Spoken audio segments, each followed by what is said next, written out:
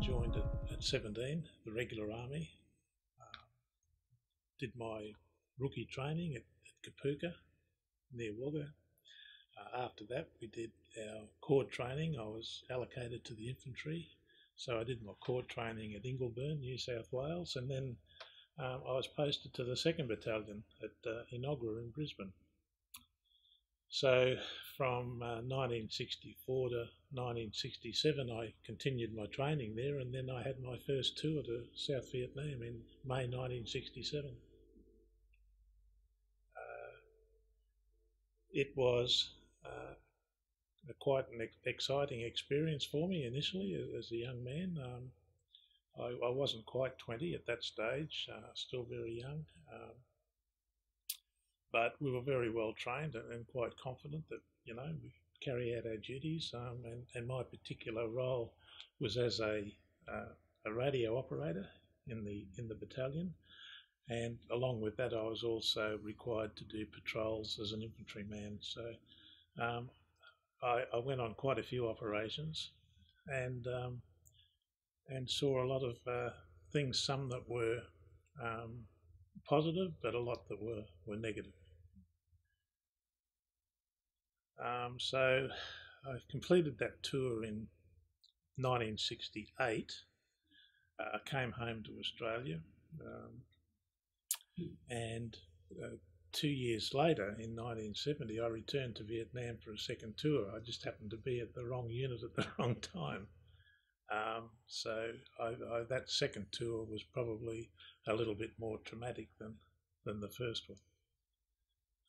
So it wasn't too much longer after returning home from my second tour that, in hindsight, I guess I look back and think that, yeah, there was something wrong, something missing.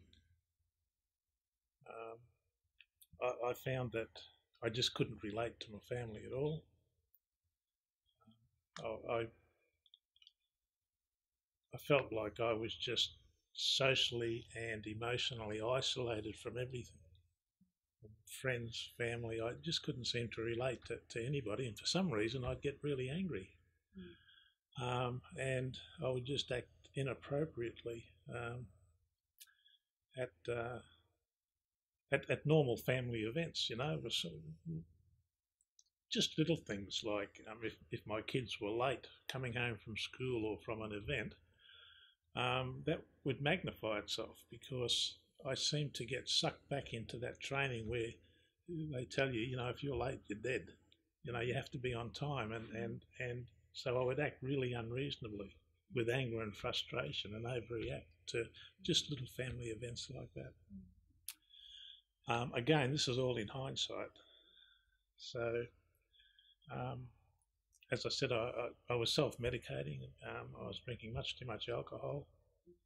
I would do anything just to get away from the family situation. Just wanted to be by myself, just isolate myself. And it was quite devastating for my family, very devastating. Got to the point where I ended up being divorced, and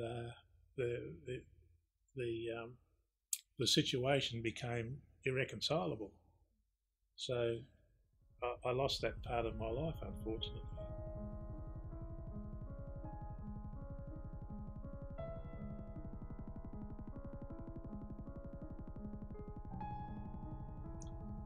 Nearly 30 years later, that I just totally had a total mental breakdown.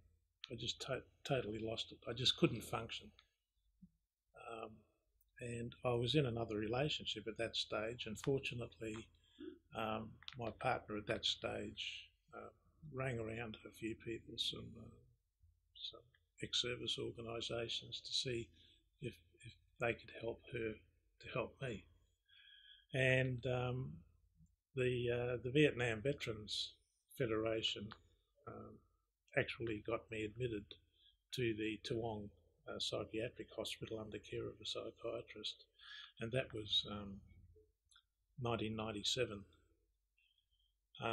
And that's where my life started to turn around. I finally got treatment. First of all, it was I was medicated so that I could sort of get it on an even keel, so that I could understand and accept the therapy that they offered. So I spent quite a lot of time in the hospital and afterwards receiving therapy, and I guess it probably very early 1998, I found that I could function to such a degree that I wanted to help the people that helped me. So I went to them and I said, look, I'd like to volunteer. I'd like to help other people. And that was in 1998, and I've been doing it ever since. I went through the system. I became a welfare officer, a pension officer, and then an advocate representing clients up to the Administrative Appeals Tribunal. I found it very rewarding. I became a member of the Currumbin RSL Veteran Support Centre in 2003, so 11 years I've been here. And 3 years ago our chairman retired, and I was asked if I would like to take over the position, and I did, and that's what I've been doing ever since. So, as I look around today and look at the situation where our young men and women are coming back from overseas service, I can't help thinking to myself, look, we've got to catch this early. If they suffered a trauma, and if their family are finding that their husband, brother, daughter, wife, whatever, if they're acting inappropriately and acting out of the norm, to please come and get help, because I desperately don't want any serviceman or woman to go through what I went through and lose so much.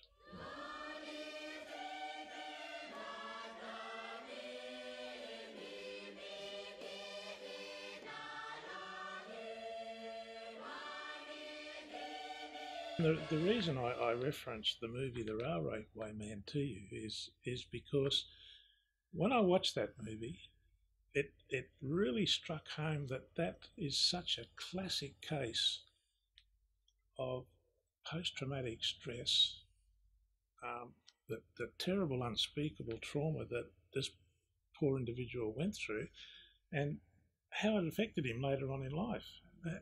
How he couldn't function really well socially or emotionally in that movie, and the episodes that they filmed of his flashbacks and his nightmares were so real, it really struck home. Now, what he experienced was really horrific, and a lot of servicemen probably won't experience that severity of trauma, but everybody's different. So we can't use that as a reference point of how severe the trauma has to be, but we can reference it as how terrible and disabling post-traumatic stress can be. It's just a perfect example. And it's been happening ever since the First World War, ever since they came home from places like Gallipoli and again the Second World War, the experiences they had at Kokoda and other places, right through Malaya, Korea, and finally in Vietnam. The Vietnam veterans, when they came home, they recognised that, look, somebody has got to do something about this. Somebody has to stand up. Somebody has to stand tall and bring this to public and governmental awareness, and they did that. And since they've done that, there is so much help available now to our young men and women, and hopefully there are a lot of ex-service organisations like ours that can pick up the baton and help and make sure that these people are looked after.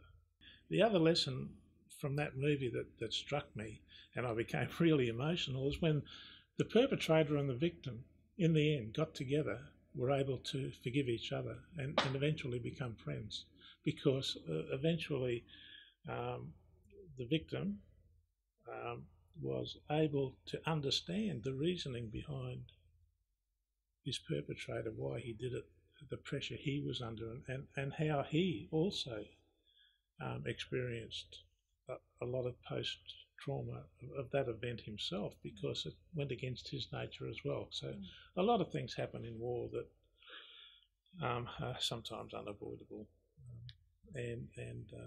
For those two to come together eventually, after all that time, was a great healing process for both of them.